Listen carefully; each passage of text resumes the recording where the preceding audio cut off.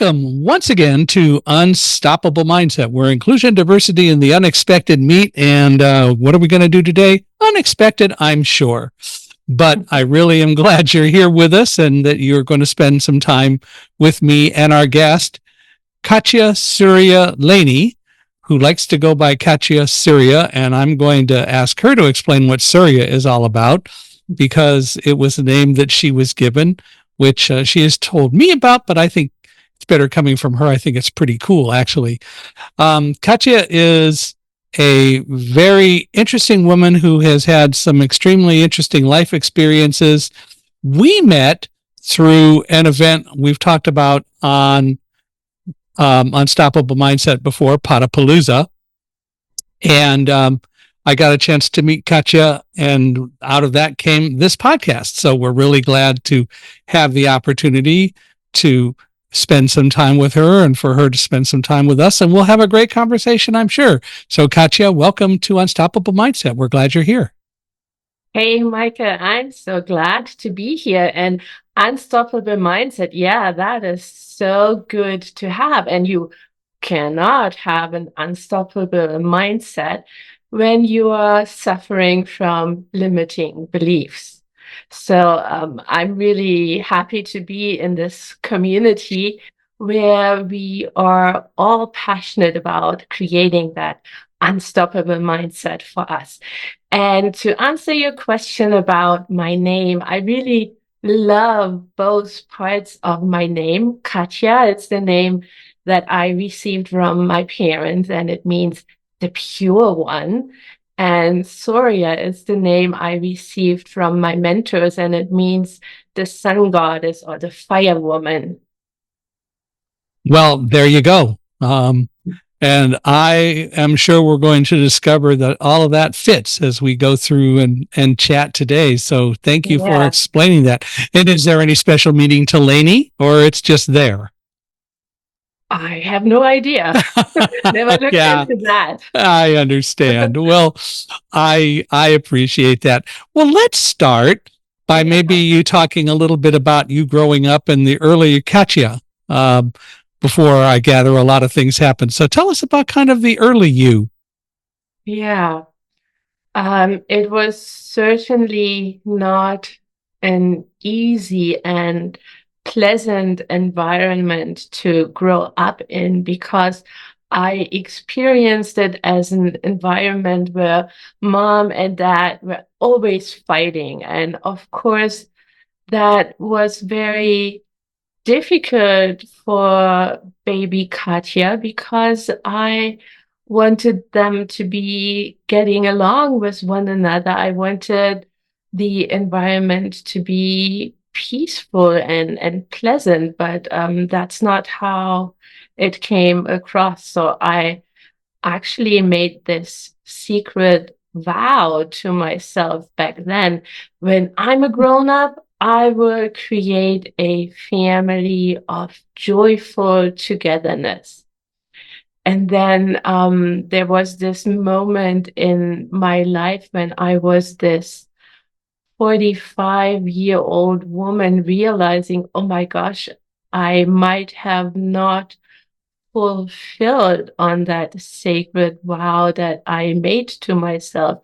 I might have recreated a family that is pretty similar to the one I've been growing up in, even though I wanted nothing more than it to be so different. But Mm-hmm. somehow I haven't been successful with that yet. Mm-hmm. So, having had that realization, I became all the more passionate to really be that one that disrupts all the dysfunctional patterns. And I call myself a sacred disruptor. And one of the patterns that I have recognized as being very unhealthy to have is this pattern of self sabotage. And I was becoming very passionate about not being ruled anymore by this inner self-saboteur, but to be guided by my wise woman womb wisdom and healing this pattern of self-sabotage and really speaking with confidence about me being an oracle is very, very dear to my heart because I learned that my dad was also an oracle, but he was too afraid to admit this to himself and to the world. And you have to know that my dad passed away fairly young in his 60s from brain aneurysm. And I had my best friend read about how um, illnesses and causes of death can be interpreted spiritually. And when she told me that this is the topic of her book, I immediately asked, "Hey, can you look up brain aneurysm for me?" And then I was so touched by her answer because the answer was, well, people who die from brain aneurysm are oracles and they are too afraid to admit that. So with that being said, it is very dear to my heart to now be the one who says confidently, I am an oracle. And with that, I am honoring my dad and our lineage. And then more recently, I was also feeling into the fear of my mom. So the fear of my dad was this speaking about who am I and why am I here? And my mom became pregnant accidentally very early in her life. She was still a minor. So I was feeling into that fear of hers, that fear of pregnancy. And with that, um, I received this message the other day that said, um, I am pregnant with who am I becoming? And that was again something that um, touched me deeply. So I feel how I can be the one in our family lineage who not only enjoys the physical pregnancies. I've been enjoying being pregnant 3 times with my own children, and it was such a joyful experience for me. But I'm also enjoying this being pregnant with who am I becoming. So it also applies in a more figurative sense. I, I'm with you, and Yeah, I do want to talk about a lot of that. I want to go back a little bit. So originally, you were born where? in Germany. In Germany. And how long did you stay there? I came to Colorado in 2003, so 2 decades ago now. Wow. Okay. And you get a nice winter of snow in Colorado, huh? I am particularly pleased with the hours of sunshine I am Yes. getting here and the mountain variety that I have here to go on a new hike each time I'm heading out. That is always good to be able to go out and be Yes. in the outdoors. So did you go to college? Did you get that far in school? I studied in Germany and it was comparative literature. That was Ah, my major. okay. All right. And then what did you do once you graduated? from college? Then I really focused on being a mom for quite some years. I did not want to be that person who gives birth to children and then just a couple of days later I'm Back at leaving work. them Yeah. with somebody else to take care of them. So I was really that stay at home mom who was really passionate about being the caregiver herself. Hmm.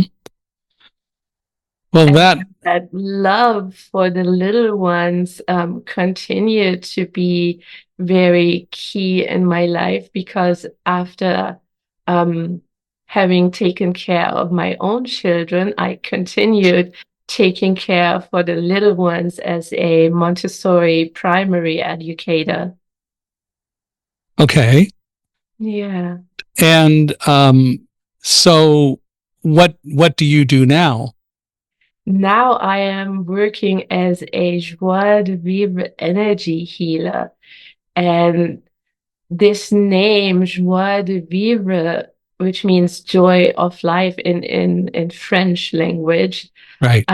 that came to me when I was sitting with digesting all this ancestral fear and noticing how this pattern of self-sabotage that had held back my dad and my paternal grandpa really robbed them of this joy of life. So um, it seems very appropriate to name the work that I'm doing so because it gives people their joy of life back. And as the fire woman, I am the one who is calling others into a passionate enthusiasm for life.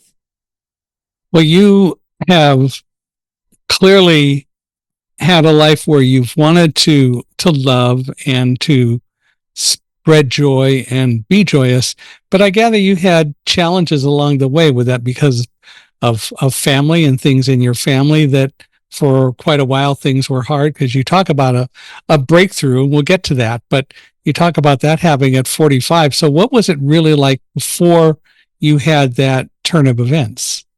Well, I was deeply trapped in this pattern of self-sabotage myself without, for the longest time, realizing it myself. I wasn't even conscious of it, really, how I was putting myself down brutally all the time. And there was this very loud and harsh inner critic that was really making my life a living hell. And I would say I was indeed my own worst enemy instead of being my own best friend. But why was that? What was that, because of family, or why were you in that kind of a mindset, do you think? I can say now that this pattern probably started with my paternal grandpa, and he passed it on to my dad, who passed it on to me. And I would have passed it on to my children if I had not said, okay, this ends with me. This is something that sucks so much. I do not want to pass on that burden. And when I say this probably started with my paternal grandpa, it's good for me to share the story around that.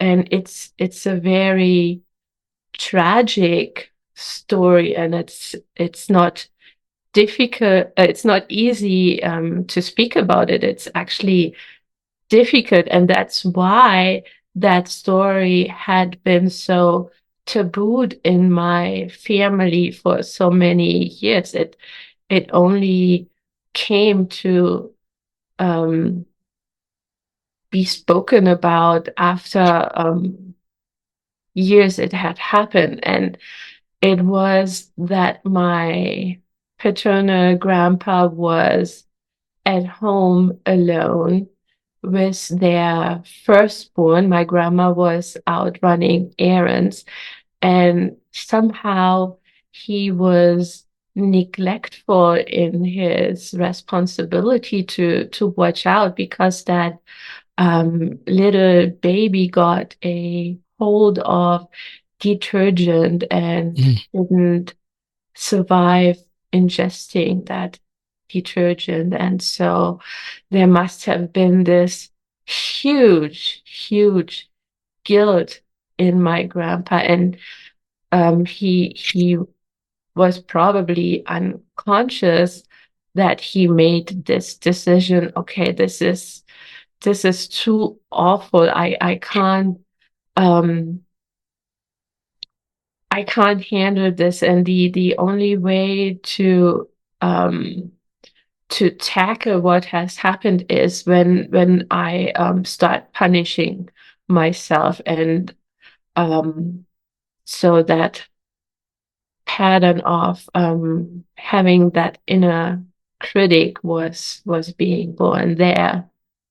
Yeah. So he punished, and like in so many situations, that just got carried down from generation to Mhm. generation. And so I Yeah, can appreciate that. But at some point, and you talk about it being at 45 years of age, but at some point, you changed, or you had a breakthrough, and everything turned around. Tell us a little bit about that. What happened? Why was there a complete breakthrough that created a completely different mental attitude and mindset for you? yeah. That breakthrough happened in a so-called breakthrough retreat that I did with Star of Divine Light Institute. And it was actually in January this year. And it was a meditation retreat where we did meditate 24/7. And we were a handful of people, but we were all in our own individual retreat. And we would have meals together, but we did not talk. So it was almost a silent retreat. And we only spoke with one another for a few minutes each day when we had partner practices. And it was during one of those partner practices that my breakthrough happened. And I was sitting together in the living room of our retreat space with my male mentor that I had been in mentorship with for many years. So we had this base of trust between us that really allowed me to sink into the practice 100%. And it was a eye-gazing practice that we did with one another. And while I was looking into the eyes of my mentor and felt being held in his gaze with so much love, I heard him reflect back to me, I see you and I accept you exactly as you are. And I realized how tears were running down my face, and it was so hard for me to keep my eyes open and to remain in this gaze. And I noticed how it was hard for me to breathe, but because I had this trust with my mentor, I followed his guidance, and he encouraged me, stay with it. keep your eyes open, stay in your deep breathing. And he continued to hold the gaze and to repeat those words. I see you and I accept you exactly as you are. And only when I was sitting in meditation later to integrate that partner practice experience, it came to me, oh my gosh, this was really the most painful and the most joyful moment in my life. Joyful because I felt his unconditional love and I could let it in, and painful because it dawned on me, oh my gosh, I am um 52 years old. So I have lived for over 5 decades. And this is the first moment in my life that I am feeling unconditionally loved. And then not only this experience of unconditional love was new to me, there was another thing that was completely new to me. While I was sitting in my meditation chair, I felt this buzz, this joyful buzz in every cell of my being.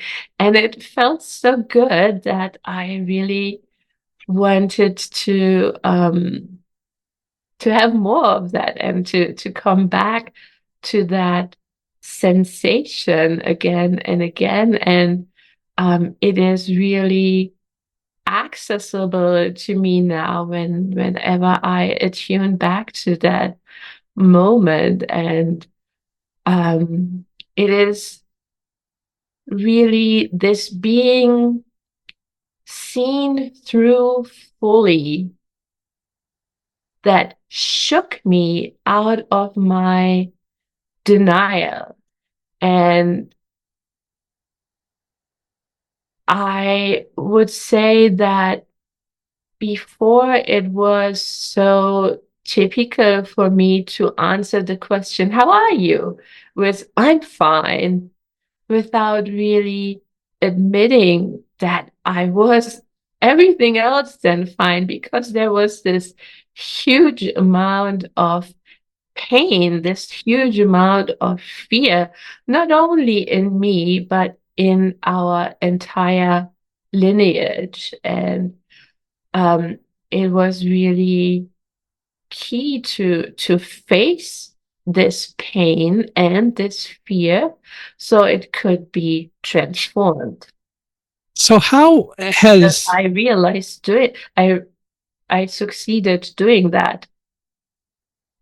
how has that change affected how you deal with your family and people around you today? So it's fairly recent. You said it happened at the beginning of 2023, I believe. Mhm. Yeah, So what have you noticed that has changed in terms of how you deal with people around you? yeah. There was really significant behavioral changes I could notice in myself coming home from that retreat. And the first thing that I noticed was that I was more open to have what I call courageous conversations. Before, I would really avoid conflict no matter what, because I was too afraid to rock the boat. And it was so much more important for me to keep the peace and to not speak up. But I realized that this not speaking up made me really lose from the get-go. And that kind of segues into the second observation that I was realizing about myself, that I was kind of used to watch life from the sidelines without really actively being a player on the game board of life. And again, this is me losing from the get-go. When I'm not an active player, then I rob myself of the opportunity to win. So I made that decision. Okay, I need to start being on the board. I need to start being a player and not being held back by that fear of making mistakes, but to really risk to play full out.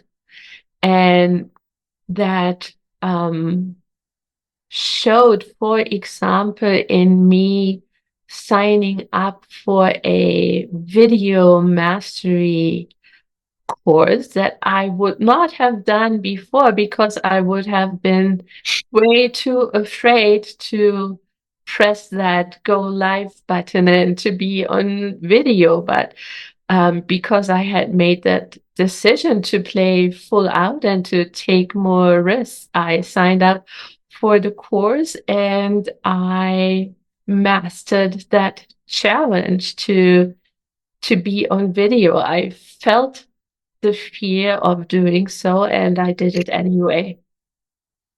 And then those courageous conversations that I started to have, I noticed that this fear of, oh my gosh, when I really do that, when I really speak up, I might lose love. That wasn't really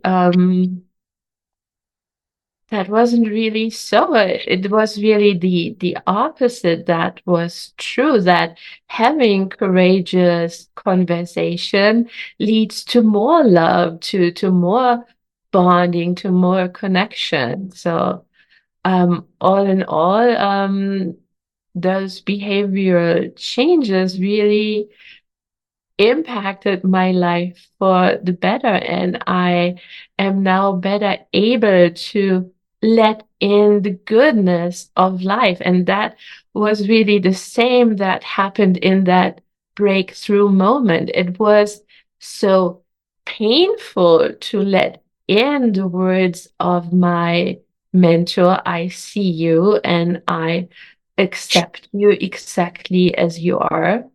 It was painful to let it in because it was so unfamiliar to me.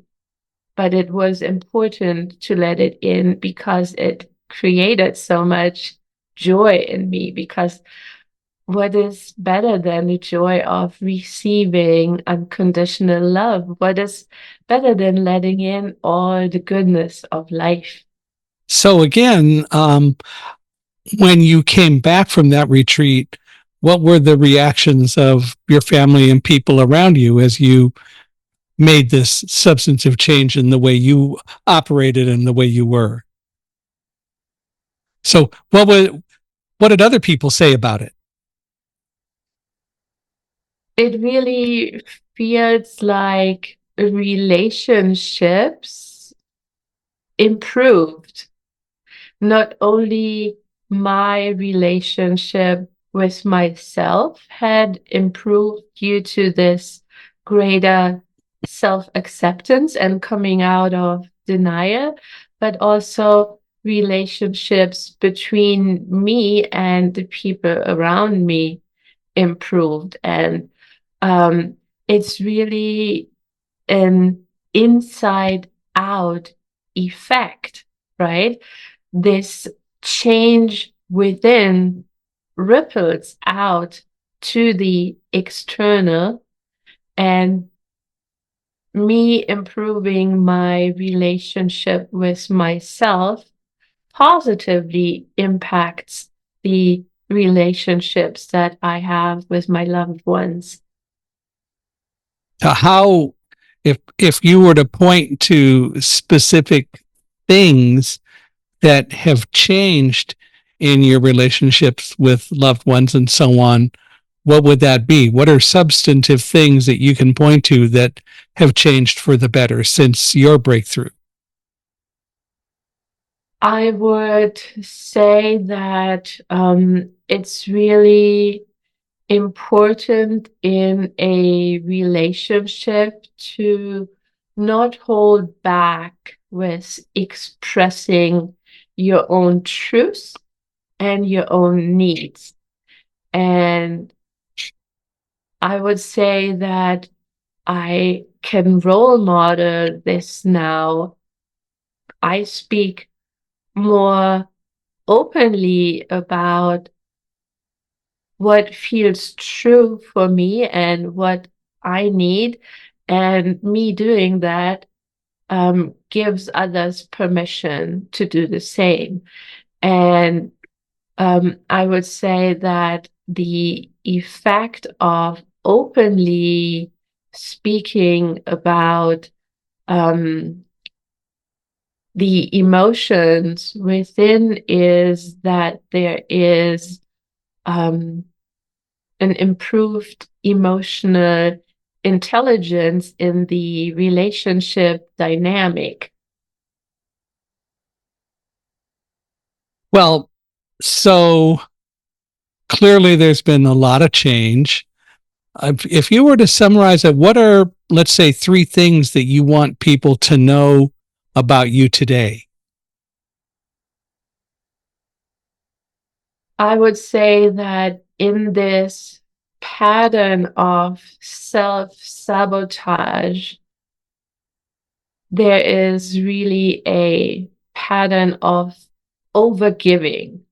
You know, that um, 45-year-old woman that I was felt I give and give and give, and I never get anything back. I wish I had a magic wand that could make the other people finally as kind as I am, so they would finally reciprocate that kindness that I'm always extending. But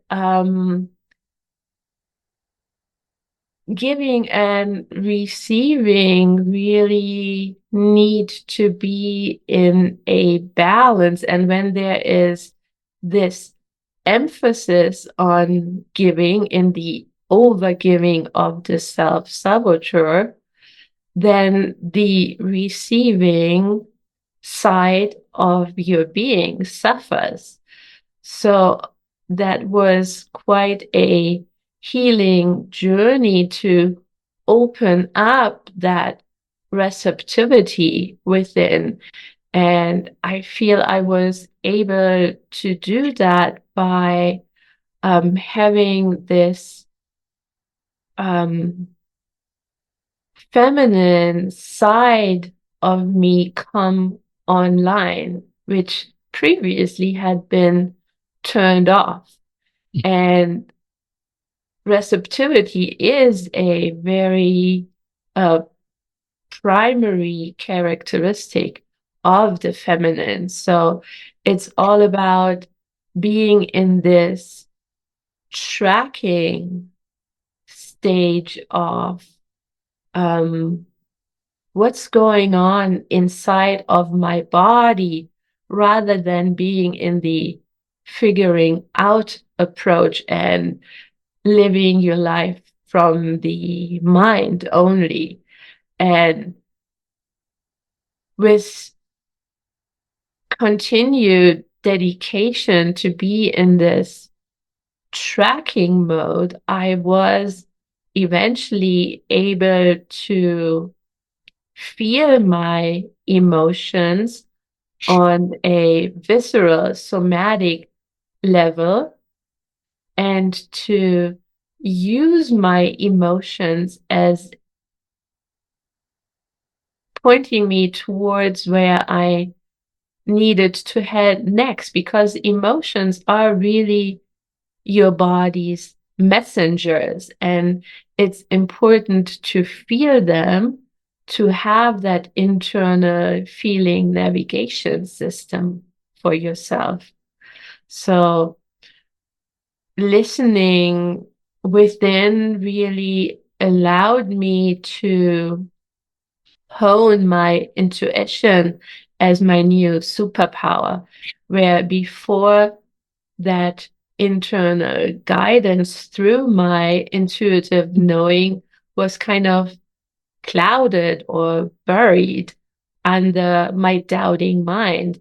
I was in the habit of making decisions mentally.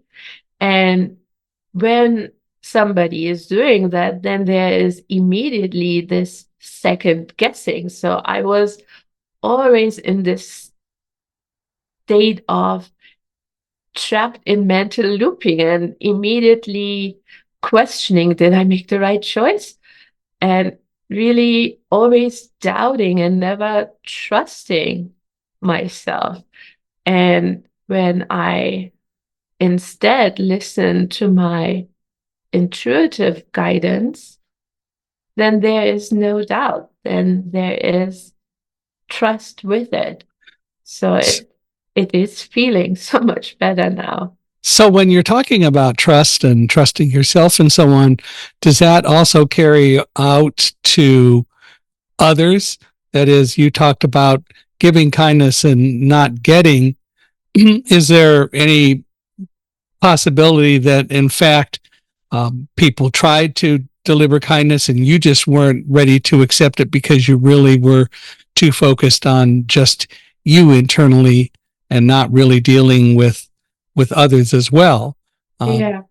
You know, it is much spoken about that one characteristic of the self-sabotage is the seeking for external validation, but somehow that never works.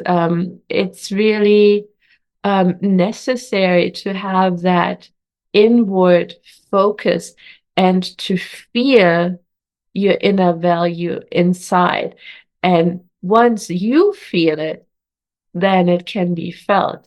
So it starts within and then it impacts the external world also. So one of my mantras is feel it so it can be felt. That 45-year-old woman that I was speaking of, she was yearning for appreciation. She was yearning to feel satisfaction with the fruits of her labor. She was yearning for a great life that is real, but it was not accessible because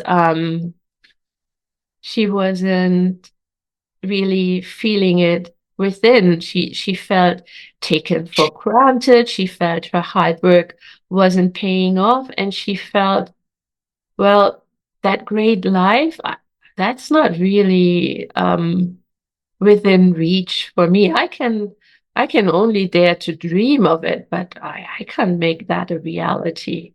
Yeah, and again, the kind of question that I keep coming back to is, in reality, was there praise or acknowledgement of what you did and were doing, but you weren't listening or you weren't receiving it?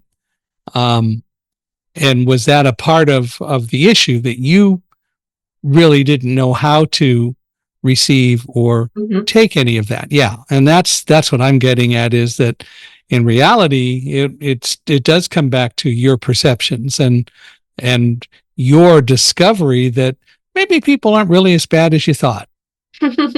Yeah. Yeah, which makes a lot of sense.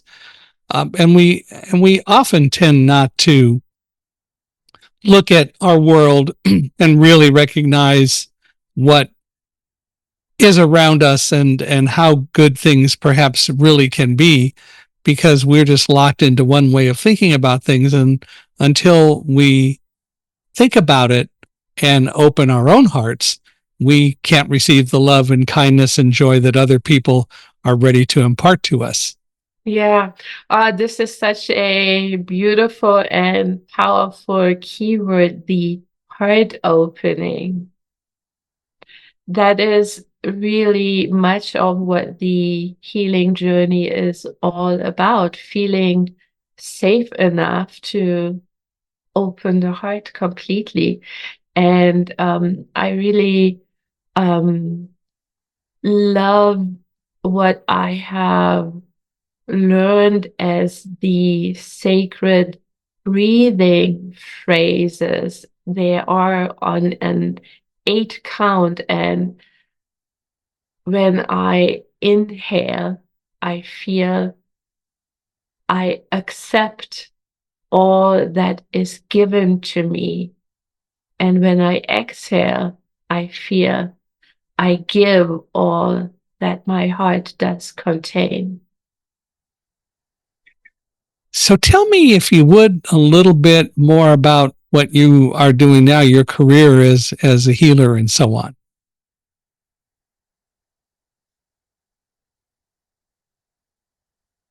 I feel it is really most important to speak about why I am doing what I am doing.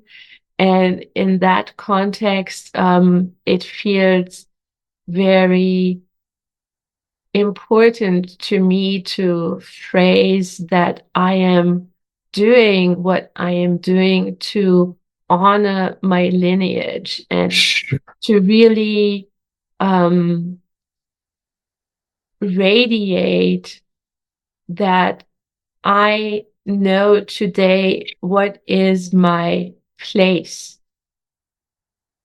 in my Sure. lineage, looking at my ancestors and my own children. Sure. And what I would like to learn a little bit more about also is not just the why of what you're doing, but what you're doing.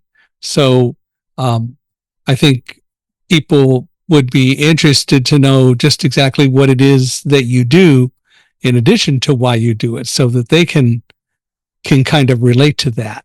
Yeah, I was speaking about how it is about being an oracle.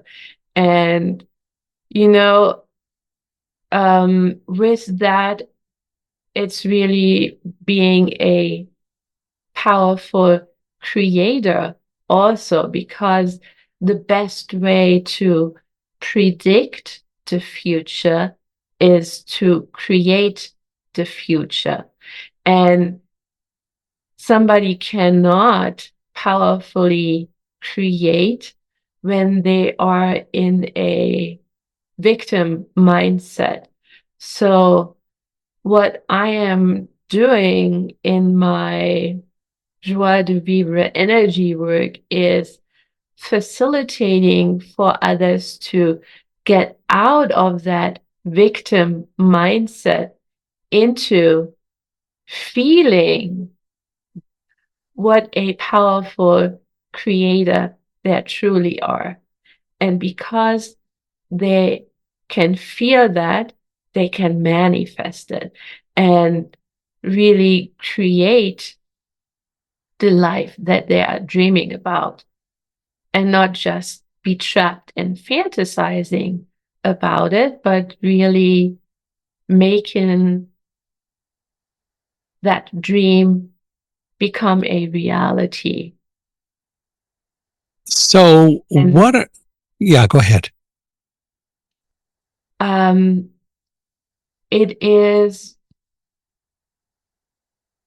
possible to attune to that truth of I am a powerful creator by breathing love and light into one's energy centers. And for example, in the root chakra, there might be a yearning to feel safe and vital, but that cannot be accessed when the person is disconnected from their body. So this connection to the body needs to be reactivated, so that sense of inner safety and vitality can be accessed. And that can be done through breathing into the root chakra. And then in the second chakra, in the sacral, there can be this energy of doubting and overgiving and hustling, right? But that can also be shifted by doing the reparenting work that allows you to really listen within and to capitalize on that intuitive guidance. And then in the solar plexus chakra, one can be totally blocked by being in this place of not asserting self, but that can also be shifted in becoming a powerful truth speaker. So it's really first assessing with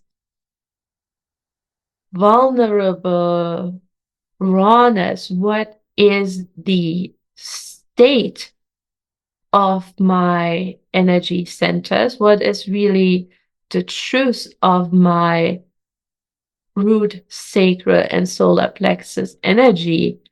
And once I have acknowledged that truth, I can then move from that place and shift it into what I want it to be. But as I was saying earlier in the conversation, many people are totally stuck in denial. They are not owning their truth and just say, "Oh, I'm fine." But the truth is, well, actually, I'm fairly miserable because there's so much pain and fear that I haven't really integrated yet. So it's all about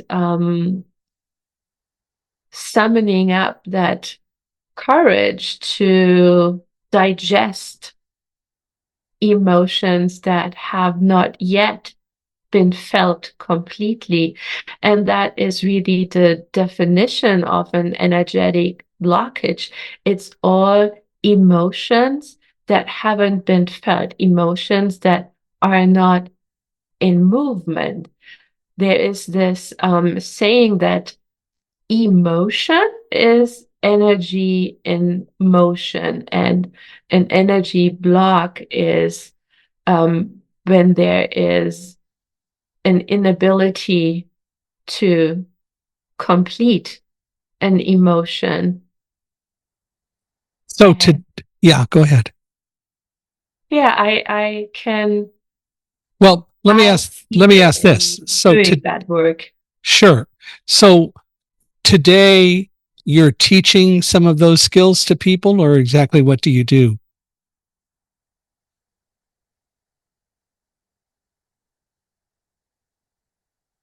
When somebody comes to me with some sort of frustration, Uh-huh. the first step is really to speak an intention. So I first help people to feel into what is it really that you want to call in today.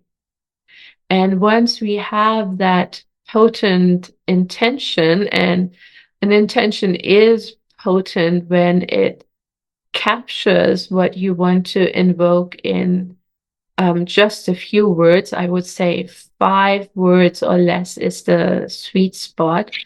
And then we work with that intention by feeling into the person's energy centers and doing the energy work there to bring the energy center in the um, perfect functioning state. So rebalance the energy so it can flow in a healthy way. And very often I have noticed the most work really needs to be done in the root chakra. And that is really the place where the energy of the lover resides. And I was speaking a lot about how when I am in this pattern of self-sabotage and I put myself down through my self-critical words, that lover energy isn't present because I am my own worst enemy and I'm not in this place of loving myself as my own best friend. So it's really crucial to um, have that root energy flow healthily again, to have that foundation laid for the energies in the chakras above. And once that basis of self love is laid, then the person already feels much, much better than before. Hmm. Do you mainly work with people physically close by, or do you work virtually with people? It is amazing how beautifully this work can be done in an online space. So I typically meet with people in Zoom meetings just like this one. Well, and that's a good thing that Mhm. you've been able to make that happen. And I would have thought that would be the case. And you can sense and get as much from doing it virtually and working with people online um, as you can if you are physically close to them, because you can sense all the different cues and different kinds of things that they're displaying, and how, as you are working with them, they change and their affect changes, Yeah, which is really pretty cool. Have you written any books about any of this yet? I have not published a book yet, but you can be sure that I am working on one. Because I think you have a lot of information that would be useful for people to be able Mhm. to access in some way, and that certainly is one way to Yeah. get to more people. Yeah. At the moment, the only thing that I have published in written form is the PDF that I'm currently offering as the free gift for anybody who is interested in coming into my field. And it's called Feel Safe and Stable Now, because this feeling of safety and stability is really necessary to even dare looking at all your shadow aspects. If you're not feeling safe enough to do that, then you can't even start. And I believe it is vital for anyone to embrace all their hidden parts that they repressed because maybe they felt I'm not lovable Mm-hmm. in this human aspect of mine. So I better I better turn away from that and brush it under the carpet and don't even dare to look at it. But once people make this shift and embrace themselves in their humanness, that's really where the magic lies. Mm-hmm. And it's really three shifts of focus that I would want to name.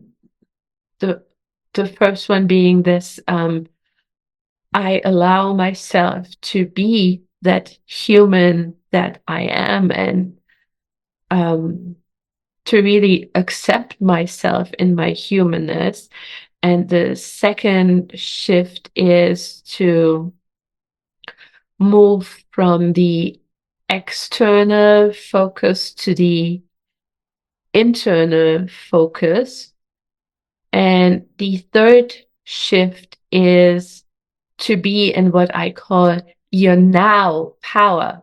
Because in the self-sabotage, one is always ruminating about the past or worried about the future. And the power and the magic really lie in the present moment. So it's crucial to make those three shifts.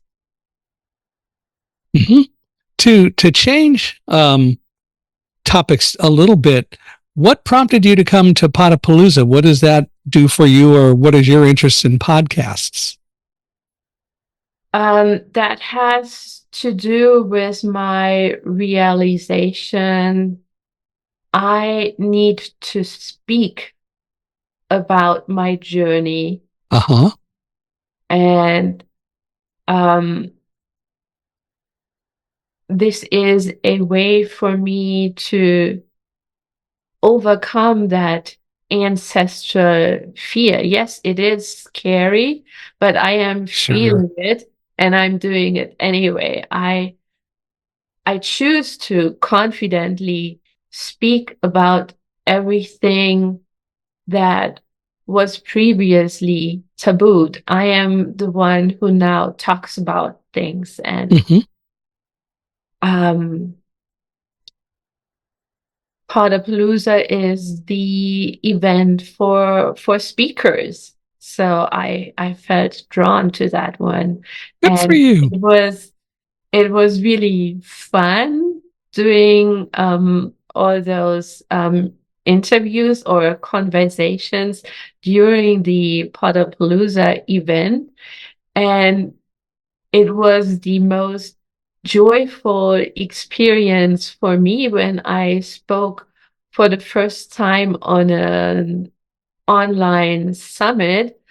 And the reason it felt so joyful for me was that I was noticing in the chat comments how much the audience loved the topic I was presenting and how much the audience loved me. It was so palpable, the Mm-hmm. love that was present, and Are you really nothing better than to feel that. are you thinking maybe at some point you'll start your own podcast? Sure, why not? Good for you. Well, and that's a great way to speak. And there are different kinds of podcasts. Some people just do a podcast where they present all the time and never interview people or have conversations with people. And then there are podcasts where people do have conversations. So it's Mm. something to look at. But you certainly have a message that needs to be talked about and that needs to get out there. So I hope you continue with it, and I do hope you move toward writing a book. I think that will be interesting and exciting as well. If people would like to reach out to you and maybe explore working with you and learning from you, how do they do that?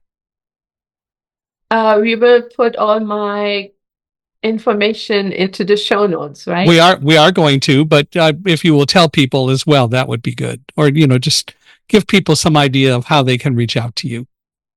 Yeah, I was speaking of this free gift that I'm offering, and people can find that on my landing page. And again, the name for that free gift is Feel Safe and Stable Now. And what's your website? I am in the process of revamping that website, and I will share that publicly as soon as it is ready. Well, you mentioned your landing page, so I was assuming that that would be a page on your website, right? The landing page is a standalone, and it's called Gift Landing. So if people want to go there, exactly what do they do? They just click the link that they find in the show notes. Okay. All right. Well, I hope people will do that. All of this will be in the notes. And I Yes. hope that people will respond and will take the opportunity and time to learn from what you offer. You certainly are presenting a lot of things that I think people will find pretty fascinating. So I want to thank you for doing that. And I want to thank you all for listening to us today. My gosh, we've been doing this an hour already. So I'd love to thank you all for listening in. I'd love to hear your comments and your thoughts. And of course, as always, I would really appreciate it if you would give us a 5-star rating wherever you are listening to Unstoppable Mindset. If you'd like to reach out to me, you can do so through email. Email address is michaelhi@accessibe.com. That's michaelhi@accessibe.com. Or go to our podcast page, which is www.michaelhingson.com/podcast. Michael Hingson is MichaelHingson. So michaelhingson.com/podcast. You can listen to all the episodes. You can binge listen, but you can also reach out to us there.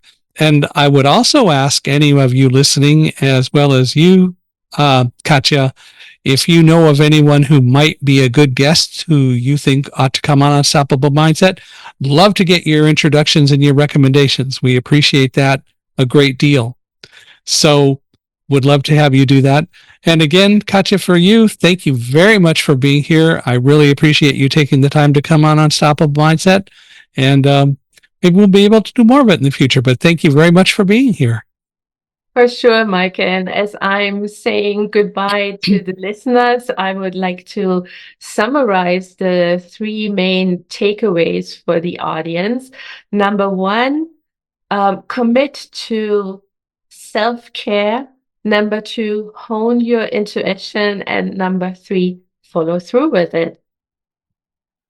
And it doesn't get any better than that. So thank you. And I hope people will take that advice and listen to it and follow through with it. Yeah. Thank you so much, Mike. It has been a pleasure indeed having this conversation with you today.